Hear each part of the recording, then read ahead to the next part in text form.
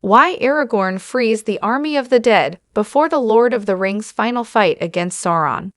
The dead men of Dunharrow were employed by Aragorn to help him defeat Sauron's forces in the Lord of the Rings, but he let them go after they had finished fighting together.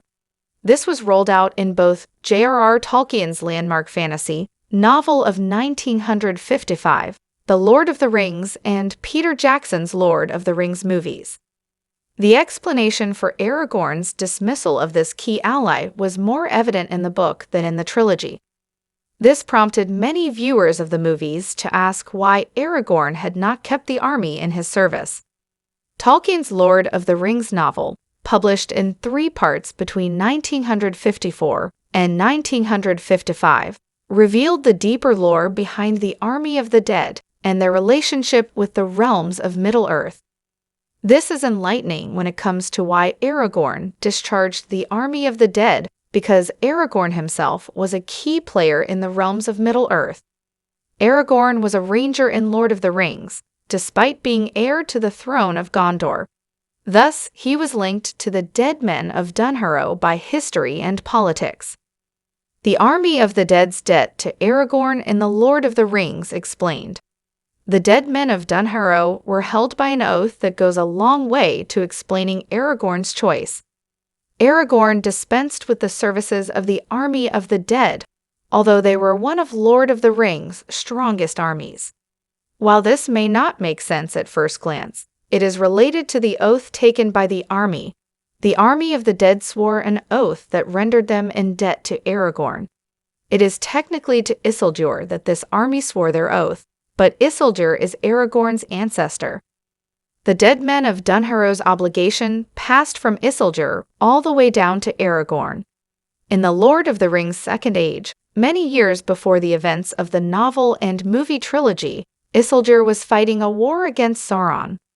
Sauron rose to power throughout the Second Age, as adapted by Amazon Prime Video's The Lord of the Rings, The Rings of Power, with varying degrees of faithfulness.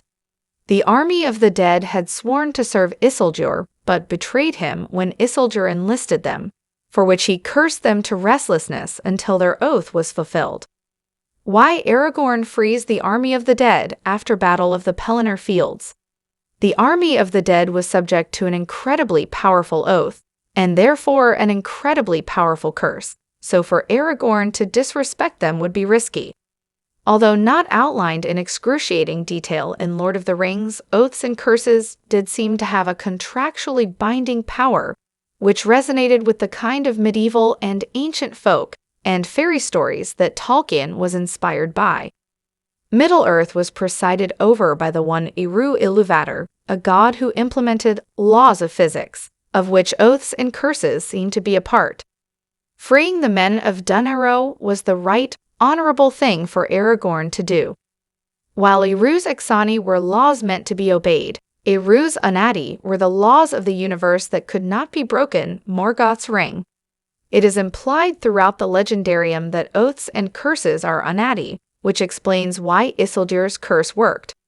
This left Aragorn able to employ the army of the dead, using the leverage that it would free them from their curse. In fulfilling their oath to Aragorn, the terms of the oath and curse had both been met and were no longer binding.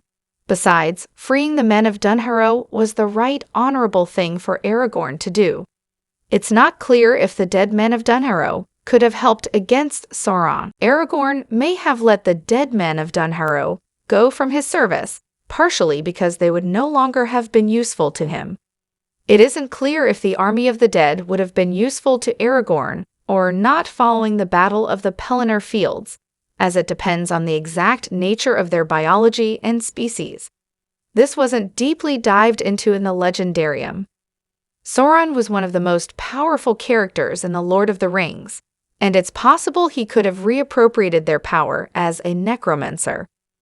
Disrespecting the core tenets of the army's curse may have been either impossible or entailing of disastrous consequences for Aragorn, as per Eru's Unadi. If doing this, Aragorn kept the army enslaved to him, he would probably have been more at risk from Sauron in the coming weeks or months. Sauron may have been able to claim the army for his own at any time, having dabbled in the biological engineering of new species and control of the dead. The Lay of Lethien points to Sauron's control of ghosts and spirits. Aragorn's decision in The Lord of the Rings is the right one for his character. Ultimately, it made sense for Aragorn to alleviate the dead men of Dunharrow from their duties after they had served him. Not only was this a logical choice based on the uncertainty of the army's sustained loyalty following the completion of their binding oath, but it was a reflection of his moral character. Probably understanding the possibility of dire consequences for him in disobeying the conditions of a curse. Setting the army of the dead free reflected intelligence and understanding of lore and history, both required of the king of Gondor and Arnor.